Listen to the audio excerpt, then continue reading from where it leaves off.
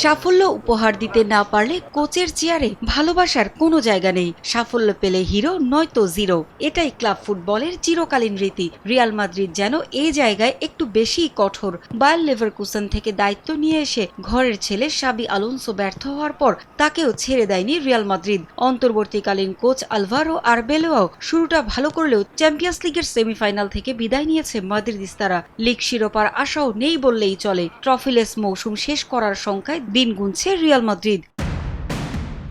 নতুন মৌসুমে দলকে ছন্দে ফেরাতে ঢেলে সাজানোর পরিকল্পনা করছেন ক্লাব কর্তৃপক্ষ।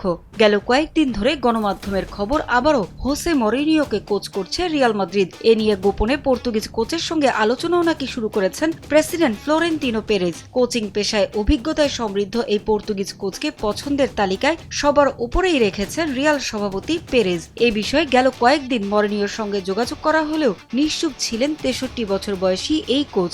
অবশেষে নীরবতা ভাঙলেন মরিনিয়ো। সেটা শোনার পর রিয়াল সমর্থকদের মন খারাপ হওয়ারই কথা।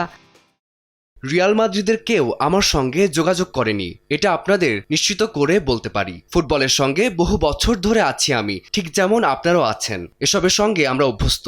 রিয়াল মাদ্রিদের পক্ষ থেকে আমাকে এখনো কোনো প্রস্তাব বা আলোচনার জন্য ডাকা হয়নি।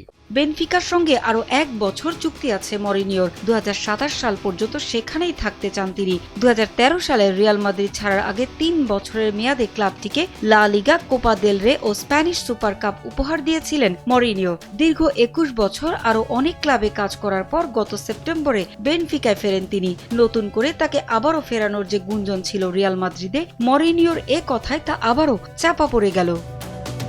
পারভিন আক্তার, সময় সংবাদ।